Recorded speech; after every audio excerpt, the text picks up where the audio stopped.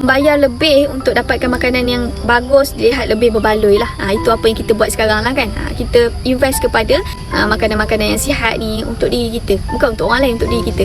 Okay, kita buat untuk diri kita sendiri dulu. Okay, makan adalah perkara paling penting untuk kekal sihat. Ini dah dibuktikan lah. So, kita sendiri pun dah buktikan. So, makanan yang baik, sihat, bersih, adakah ia tak boleh dinilai dengan duit? Waktu kita ada duit, waktu kita sihat, kita invest kepada kesihatan kita. Benda tu tak rugi pun. Benda tu tak rugi, dia sangat-sangat berbaloi.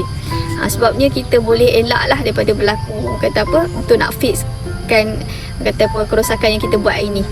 So, bagaimana ia membakar dalaman dengan toksik chemical dan merosakkan sistem imun dan merosakkan usus dan gugurkan rambut berbanding belanja mungkin lebih $3 kepada produk organik. Dia lebih sikit lah kalau kita tengok. Memang produk-produk organik ni dia lebih mahal. Tubuh badan akan bertindak balas berdasarkan apa yang kita masukkan. Ia semudah itu saja. So, matematik ataupun formula dia mudah saja. Kita masuk benda baik, dia akan jadi baik. Kita masukkan benda tak baik, dia akan jadi tak baik. Semudah itu saja. Sebagaimana mungkin ada yang lain, ia seperti kereta, samalah. Dia macam enjin ni, kita masukkan, dia macam kereta lah. Kereta tu kita jaga elok lah dia kan. Kalau kita tak jaga dia, melingkup lah dia.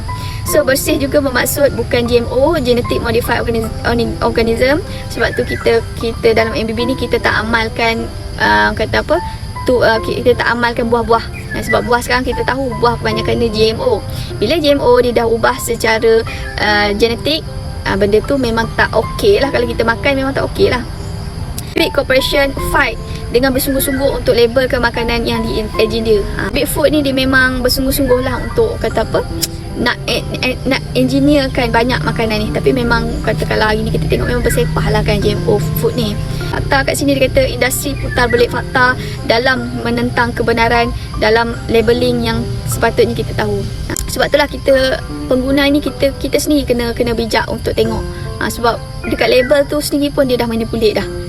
So, GMO adalah biji benih, biji rin yang telah diubah di peringkat DNA. So, dia dah engineer, dia dah ubah secara dia dah ubah makanan tu secara DNA. So, dia tak sama dah. Dia bukan secara natural dah. So, biasanya DNA dimanipulate, diubah untuk elak serangan serangga. Sebab tu kita tengok buah sekarang ni cantik je kan. Dia tak diusik pun. Sebab dia dah diubah secara DNA, serangga pun tak kenal dah.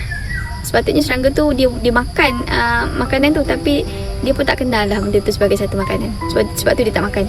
So, apakah mudarat kepada manusia yang makan makanan yang mengandungi GMO? Itulah poinnya, kita tak tahu. Sebab GMO ni dia kata ia tak wujud lama untuk kita tahu apa kesan jangka panjang. So, ia bukan tanggungjawab kita untuk buktikan GMO tak selamat. Syarikat yang menciptakan dan menjual lah perlu run test menunjukkan ianya tak memberi ancaman kepada kesihatan kita. Sebab kita hari ni kita dibanjiri dengan makanan-makanan yang tak sepatutnya kita makan lah. Tapi ini adalah masing-masing. Kita secara individu, kita sendiri kena ada knowledge tentang benda ni. Kalau kita tak ada knowledge tentang benda ni, kita makan je lah.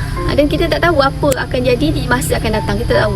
So, kalau kita boleh elak daripada makan makanan yang GMO ni, buah-buah manis, buah-buah kacuk, buah-buah yang sekarang ni adalah, kita elakkan.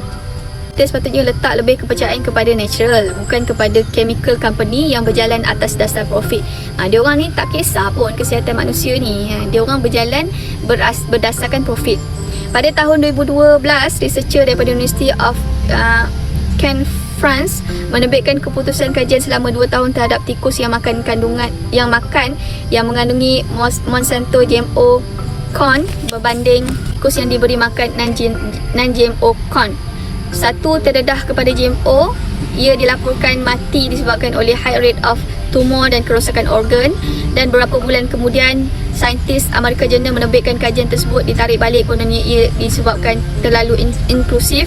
Tapi setengah saintis mengkritik keputusan itu bermotifkan politik. One call it censorship. Apa saja yang dibuat sekarang ni, dia orang tak kata apa? Dia orang tak test dalam jangka masa yang panjang pun. Sebab tu kita kena betul-betul berbalik kepada makanan yang betul-betul nature. Makanan yang tak kata apa? Yang tak dirosakkan secara orang kata betul-betul bersih lah, betul-betul bersih. Dia bukan makanan yang GMO, sebab GMO ni kita tahu dia mengganggu kita punya endocrine system. Lepas tu kita kena cuba sedaya upaya untuk mencari makanan-makanan yang organik, sebab kita tahu penggunaan pesticide dalam orang kata tumbuhan tu boleh mengganggu kita punya endocrine system. Itulah kita cuba. Memang benda tu untuk kita nak buat hari ni, benda ni memang agak susah. Saya tahu agak susah sebab saya sendiri pun praktis benda yang sama. Tapi bila kita buat, dia memberi banyak benefit kepada tubuh badan kita. Sebab badan kita dah tak stres, sistem endorin kita pun tak bekerja dengan terlampau merata kuat untuk nak fight benda-benda macam ni. So benda tu kita sendiri akan rasa, perbezaan kita sendiri akan rasa.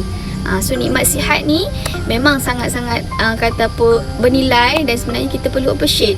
So macam mana kita nak appreciate? Kita kena appreciate sumber makanan kita, dan kita kena berbalik kepada makanan-makanan yang sebenar ni.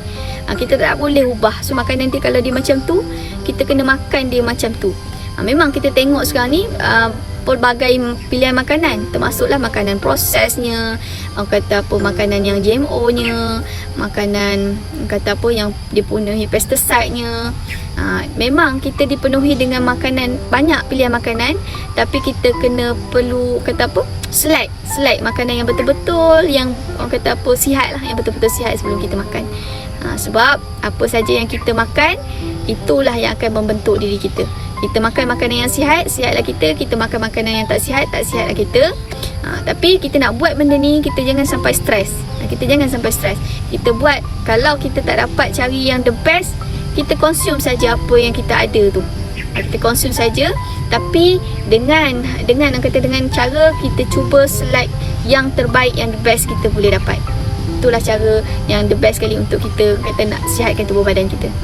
Okay,